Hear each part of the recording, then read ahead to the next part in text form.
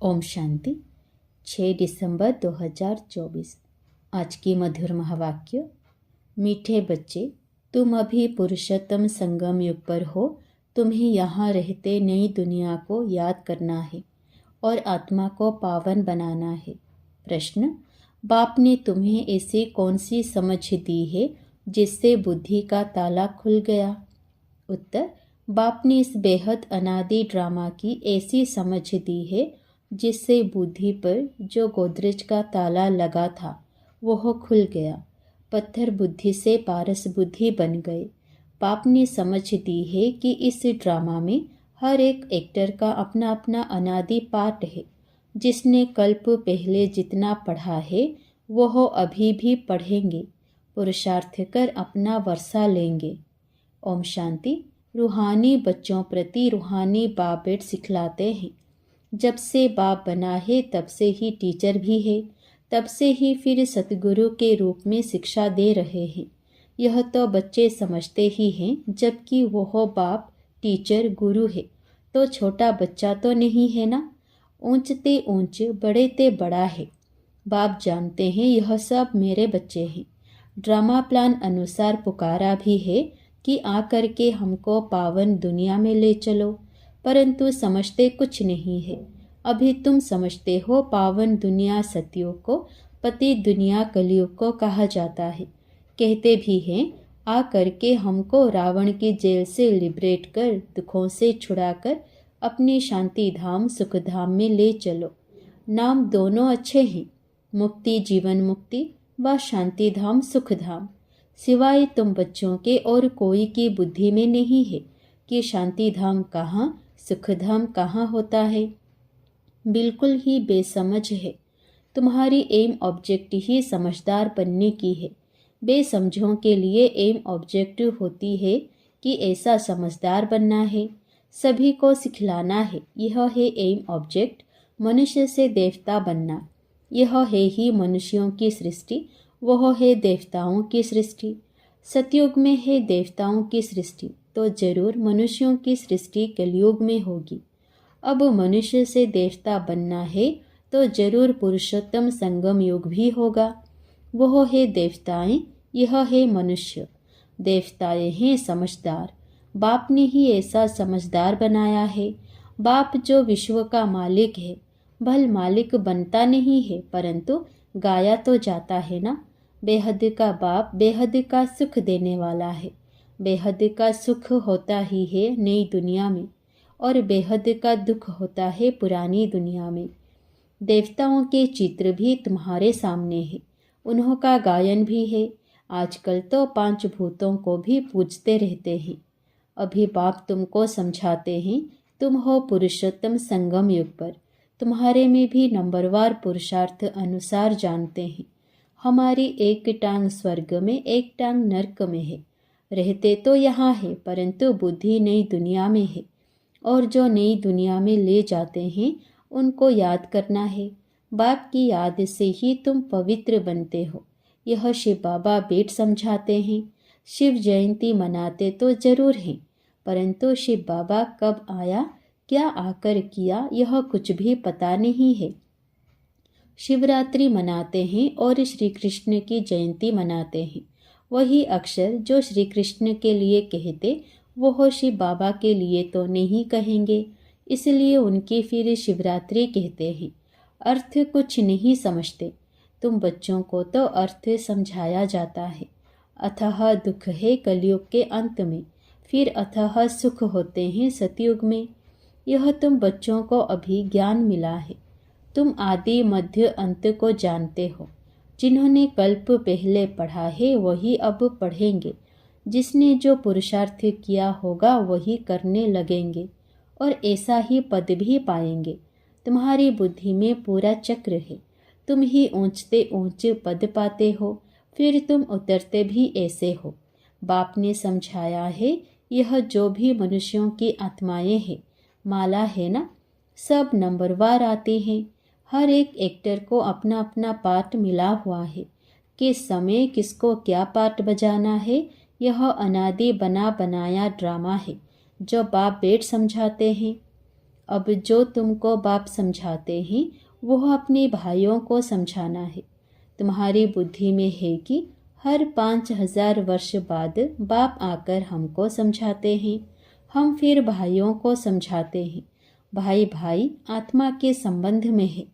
बाप कहते हैं इस समय तुम अपने को अशरीरी आत्मा समझो। आत्मा को ही अपने बाप को याद करना है पावन बनने लिए।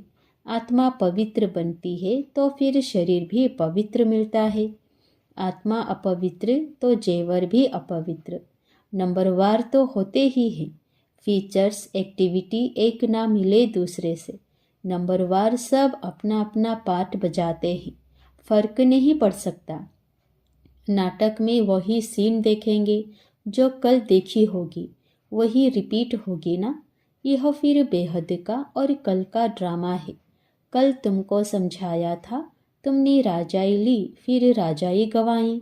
आज फिर समझ रहे हो राजाई पाने लिए। आज भारत पुराना नर्क है, कल नया स्वर्ग होगा।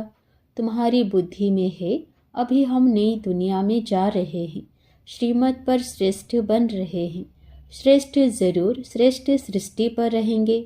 यह लक्ष्मी नारायण श्रेष्ठ हैं तो श्रेष्ठ स्वर्ग में रहते हैं। जो भ्रष्ट हैं वो नर्क में रहते हैं। यह राज तुम अभी समझते हो। इस बेहद के ड्रामा को जब कोई अच्छी रीति समझे तब बुद्धि में बैठे।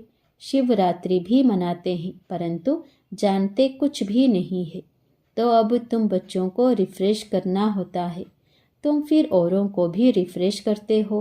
अभी तुमको ज्ञान मिल रहा है, फिर सद्गति को पा लेंगे। बाप कहते हैं मैं स्वर्ग में नहीं आता हूँ, मेरा पार्ट ही है पति दुनिया को बदल पावन दुनिया बनाना। वहाँ तो तुम्हारे पास कारून का खजाना होता है, यहाँ तो कंगाल है। इसलिए बाप को बुलाते हैं आकर बेहद का वर्षा दो। कल्प कल्प बेहद का वर्षा मिलता है, फिर कंगाल भी हो जाते हैं। चित्रों पर समझाओ तब समझ सके। पहले नंबर में लक्ष्मी नारायण, फिर 84 जन्म लेते मनुष्य बन गए। यह ज्ञान अभी तुम बच्चों को मिला है। तुम जानते हो आज से 5000 वर्ष पहले आदि सनातन देवी देवता धर्म था, जिसको बैकुंठ पैराडाइज डीटी वर्ल्ड भी कहते हैं। अभी तो नहीं कहेंगे, अभी तो डेविल वर्ल्ड है। डेविल वर्ल्ड की एंड डीटी वर्ल्ड की आदि का अब यह है संगम। यह बातें अभी तुम समझते हो और कोई के मुख से सुन न सको। बाप ही आकर इनका मुख लेते हैं। मुख किसका लेंगे समझते नहीं है। बाप की सवारी किस पर होगी? जैसे तुम्हारी आत्मा की इस शरीर पर सवारी है ना। शिव बाबा को अपनी सवारी तो है नहीं, तो उनको मुख जरूर चाहिए, नहीं तो राजयोग कैसे सिखाए? प्रेरणा से तो नहीं सिखाएंगे। तो यह सब बातें दिल में नोट करनी है। परमात्मा की भी बुद्धि में सारी नॉलेज है ना, तुम्हारी भी बुद्धि में यह बैठना चाहिए। यह नॉलेज बुद्धि से धारण करनी है। कहा भी जाता है तुम्हारी बुद्धि ठीक है ना। बुद्धि आत्मा में रहती है, आत्मा ही बुद्धि से समझ रही है। तुम्हारी पत्थर बुद्धि किसने बनाई? अभी समझते हो रावण ने हमारी बुद्धि क्या बना दी है। कल तुम ड्रामा को नहीं जानते थे। बुद्धि को एकदम गोडरेज का ताला लगा हुआ था। गॉड अक्षर तो आता है ना। बाप जो बुद्धि देते हैं वह बदल कर पत्थर बुद्धि हो जाती है। फिर बाप आकर ताला खोलते हैं। सतयुग में है ही पारस बुद्धि। बाप आकर सबका कल्याण करते हैं। नंबरवार सबकी बुद्धि खुलती है। फिर एक दो के पीछे आते रहते हैं। ऊपर में तो कोई रह ना सके, पतित वहाँ रह ना सके। बाप पावन बनाकर पावन दुनिया में ले जाते हैं। वहाँ सब पावन आत्माएं रहती हैं। वह है निराकारी सृष्टि। तुम बच्चों को अभी सब मालूम पड़ा है, इसलिए अपना घर भी जैसे बहुत नज़दीक दिखाई पड़ता है। तुम्हारा घर से बहुत प्यार है। तुम्हारे जैसा प्यार तो कोई का है नहीं। तुम्हारे में भी नंबरवार हैं। जिनका बाप के साथ लव है उनका घर के साथ भी लव है। मुरब्बी बच्चे होते हैं ना, तुम समझते हो यहाँ जो अच्छी रीति पुरुषार्थ कर मुरब्बी बच्चा बनेंगे वही ऊंच पद पाएंगे। छोटे अथवा बड़े शरीर के ऊपर नहीं है। ज्ञान और योग में जो मस्त हैं वो बड़े हैं। कई छोटे छोटे बच्चे भी ज्ञान योग में तीखे हैं तो बड़ों को पढ़ाते हैं, नहीं तो कायदा है बड़े छोटे को पढ़ाते हैं। आजकल तो मिडगेट भी हो जाते हैं। यूं तो सब आत्माएं मिडगेट हैं। आत्मा बिंदी है, उनका क्या वजन करे, सितारा है। मनुष्य लोग सितारा नाम सुन ऊपर में देखेंगे, तुम सितारा नाम सुन अपने को देखते हो। धरती के सितारे तुम हो, वह है आसमान के जो जड़ हैं, तुम चैतन्य हो। उनमें तो फेर बदल कुछ नहीं होता। तुम तो 84 जन्म लेते हो, कितना बड़ा पाठ बजाते हो। पाठ बजाते बजाते चमक डल हो जाती है, बैटरी डिस्चार्ज हो जाती है। फिर बाप आकर भिन्न भिन्न प्रकार से समझाते हैं, क्योंकि तुम्हारी आत्मा उझाई हुई है। ताकत जो भरी थी वह खलास हो गई है। अब फिर बाप द्वारा ताकत भरते हो। तुम अपनी बैटरी चार्ज कर रहे हो। इसमें माया भी बहुत विघ्न डालती है, बैटरी चार्ज करने नहीं देती। तुम चैतन्य बैटरियां हो। जानते हो बाप के साथ योग लगाने से हम सतो प्रधान बनेंगे। अभी तमो प्रधान बने हैं। उस हद की पढ़ाई और इस बेहद की पढ़ाई में बहुत फर्क है। कैसे नंबरवार सब आत्माएं ऊपर जाती हैं, फिर अपने समय पर पाठ बजाने आना है। सबको अपना अविनाशी पाठ मिला हुआ है। तुमने यह 84 का पाठ कितनी बार बजाया होगा? तुम्हारी बैटरी कितनी बार चार्ज और डिस्चार्ज हुई है? जब जानते हो हमारी बैटरी डिस्चार्ज है तो फिर चार्ज करने में देरी क्यों करनी चाहिए? परंतु माया बैटरी चार्ज करने नहीं देती। माया बैटरी चार्ज करना तुमको भुला देती है, घड़ी घड़ी बैटरी डिस्चार्ज करा देती है। कोशिश करते हो बाप को याद करने की, परंतु कर नहीं सकते हो। तुम्हारे में जो बैटरी चार्ज कर सतो प्रधान तक नज़दीक आते हैं, उनसे भी कभी कभी माया गफलत कराए बैटरी डिस्चार्ज कर देती है। यह पिछाड़ी तक होता रहेगा। फिर जब लड़ाई का अंत होता है तो सब खत्म हो जाते हैं। फिर जिसकी जितनी बैटरी चार्ज हुई होगी उस अनुसार पद पाएंगे। सभी आत्माएं बाप के बच्चे हैं। बाप ही आकर सबकी बैटरी चार्ज कराते हैं। खेल कैसा वंडरफुल बना हुआ है। बाप के साथ योग लगाने से घड़ी घड़ी हट जाते हैं तो कितना नुकसान होता है।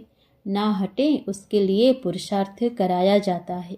पुरुषार्थ करते करते जब समाप्ति होती है तो फिर नंबरवार पुरुषार्थ अनुसार तुम्हारा पाठ पूरा होता है। जैसे कल्प कल्प होता है, आत्माओं की माला बनती रहती है। तुम बच्चे जानते हो रुद्राक्ष की माला है, विष्णु की भी माला है। पहले नंबर में तो उनकी माला रखेंगे ना। बाप देवी दुनिया रचते हैं ना। जैसे रुद्र माला है वैसे रुंड माला है। ब्राह्मणों की माला भी नहीं बन सकेगी, बदली सदली होती रहेगी। फाइनल तब होंगे जब रुद्र माला बनेगी। यह ब्राह्मणों की भी माला है, परंतु इस समय नहीं बन सकती। वास्तव में प्रजापिता ब्रह्मा की सब संतान है। शिव बाबा के संतान की भी माला है, विष्णु की भी माला कहेंगे। तुम ब्राह्मण बनते हो तो ब्रह्मा की और शिव की भी माला चाहिए। यह सारा ज्ञान तुम्हारी बुद्धि में नंबरवार है। सुनते तो सभी हैं, परंतु कोई का उस समय ही कानों से निकल जाता है। सुनते ही नहीं, कोई तो पढ़ते ही नहीं, उनको पता ही नहीं भगवान पढ़ाने आया है। पढ़ते ही नहीं है। यह पढ़ाई तो कितना खुशी से पढ़नी चाहिए। अच्छा, मीठे मीठे सिकिलधे बच्चों प्रति माता पिता बाप दादा का याद प्यार और गुड मॉर्निंग। रूहानी बाप की रूहानी बच्चों को नमस्ते। धारणा के लिए मुख्य सार। पहला, याद की यात्रा से आत्मा रूपी बैटरी को चार्ज कर सतो प्रधान तक पहुंचाना है। ऐसी कोई गफलत नहीं करनी है जो बैटरी डिस्चार्ज हो जाए। दूसरा, मुरब्बी बच्चा बनने के लिए बाप के साथ साथ घर से भी लव रखना है।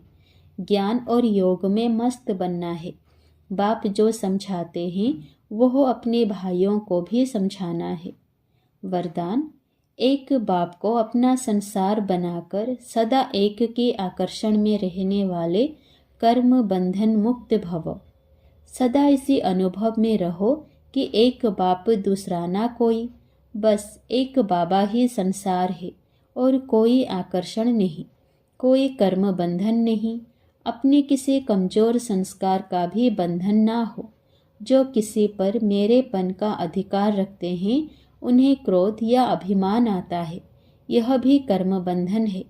लेकिन जब बाबा ही मेरा संसार है, यह स्मृति रहती है तो सब मेरा मेरा एक मेरे बाबा में समा जाता है और कर्म बंधनों से सहज ही मुक्त हो जाते हैं। स्लोगन, महान आत्मा वो है जिसकी दृष्टि और वृत्ति बेहद की है। महान आत्मा वो है जिसकी दृष्टि और वृत्ति बेहद की है। ओम शांति।